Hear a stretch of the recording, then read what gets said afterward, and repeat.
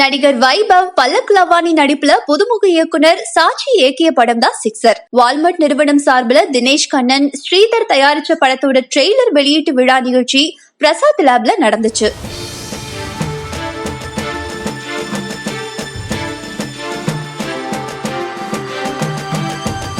இந்த நிகழ்ச்சியில பேசிய நடிகர் சதீஷ் ப்ளூ சட்டை மாறன் போல மிமிக்ரி செஞ்சு காட்டினாரு. அதுக்கப்புறமா வேண்டாம்னு தவிர்த்துக்கிட்டாரு. ஒரு படத்துக்கு ரிவ்யூ எப்படி சொல்லுவாங்களோ அந்த மாதிரி நீங்க எல்லாருக்கும் நன்றி சொல்லணும், எல்லார பத்தி பேசணும். அதாவது வேணாம்பா, ஏற்கனவே வாய்க்கா தகராறு நிறைய இருக்கு. வந்திருக்கும் அனைவருக்கும் வணக்கம்.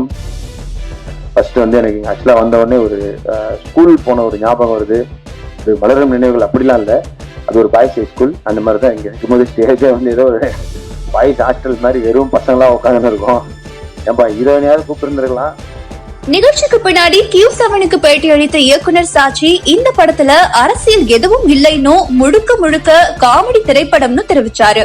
என்ன மாதிரியே நாடும் ஊனமா இருக்கு, நீ எழுந்து நடக்க வை தலைவா அப்படின்னு ஒரு சீன் வந்திருக்கும். அது ஒரு முக்கியமான சீன். ஒரு பீட் சீக்வன்ஸ்க்கு அப்புறம் ஹீரோ அவருக்கே தெரியாம ஒரு தலைவர் மாதிரி அடுத்த ஸ்டேஜ் போவாது. அதுக்கு அதில் நடக்கிற காமெடிஸ் தான் எல்லாமே. ஸோ அரசியல்லாம் எதுவும் கிடையாது. அரசியல்லாம் நாங்கள் எதுவும் டச் பண்ண அடிப்பானுங்க, எதுக்கு ரிஸ்க், அதனால அதெல்லாம் எதுவும் டச் பண்ணலை. முழுக்க நகைச்சுவையை மையமா வச்சு எடுக்கப்பட்டிருக்க இந்த படத்துல விஜய் டிவி புகழ் ராமர் நடிச்சிருக்காரு. இந்த படம் ஆகஸ்ட் 30 திரைக்கு வருதாம்.